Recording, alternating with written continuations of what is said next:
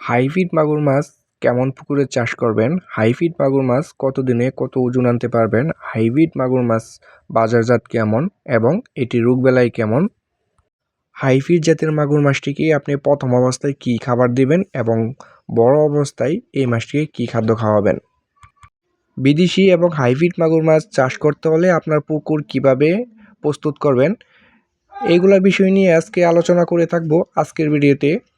তবে সকলের সুস্থ এবং সালাম জানিয়ে শুরু করছি আবারও আজকে এক নতুন ভিডিও। আসসালামু আলাইকুম প্রিয় মাছ চাষি ভাইরা, এই মুহূর্তে আমার ভিডিও স্ক্রিনে যে মাছগুলো লক্ষ্য করে দেখতে পাচ্ছেন এটি হচ্ছে অরিজিনাল চকলেট কালার হাইব্রিড মাগুর মাছের পোনা।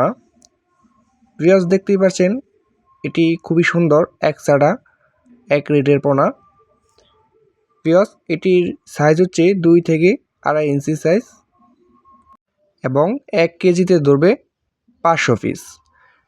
সম্মানিত ভিউয়ার্স, যারা ছোট সাইজের হাইব্রিড মাগুর মাছ চাষ করতে চাচ্ছেন আপনি কিন্তু যে কোনো ময়লা আবর্জনা এবং নোংরা পুকুরেও কিন্তু এটি চাষ করে স্বাবলম্বী হতে পারবেন, কারণ এই মাছটিকে চাষ করার ক্ষেত্রে আপনার পুকুর কোনো ধরনের প্রস্তুত করা লাগবে না।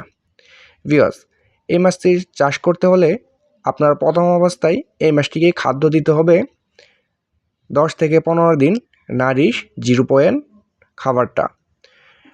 তারপর থেকে আপনি যে কোনো ময়লা আবর্জনা, মরা মুরগি, মুরগির লিটার, মুরগির নাড়ি বুড়ি, গোবর এবং বেকারির পচা পান্তা যে খাবারগুলো রয়েছে এই খাবারগুলা এই হাইব্রিড মাগুর মাছটিকে আপনি খাদ্য হিসাবে দিতে পারবেন।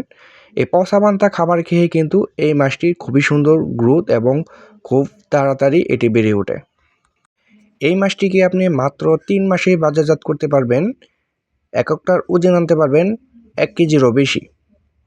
তো আপনি যদি চাইলে আরও বেশি সময় এটি চাষ করে থাকেন সেই ক্ষেত্রে আপনার আরও বেশি ওজন হয়ে থাকবে। ভিউয়ার্স, এই মাছটিকে আপনি প্রতি শতকে 500 পিস করে মজুত করতে পারবেন। এই মাছটি রোগবালাই খুবই কম এবং যে কোনো পরিস্থিতিতে এই মাছটি বেঁচে থাকতে পারে, মাছের কোনো ক্ষয়ক্ষতি হবে না। তো যারা হাইব্রিড মাগুর মাছ খুঁজতেছেন, সংগ্রহ করতে চাচ্ছেন, তারা অবশ্যই আমাদের স্ক্রিনে দেওয়া নাম্বারে সরাসরি আমাদের সাথে যোগাযোগ করুন। আমরা সারা বাংলাদেশে এই মাছগুলোকে হোম ডেলিভারি দিয়ে থাকি অক্সিজেনের মাধ্যমে।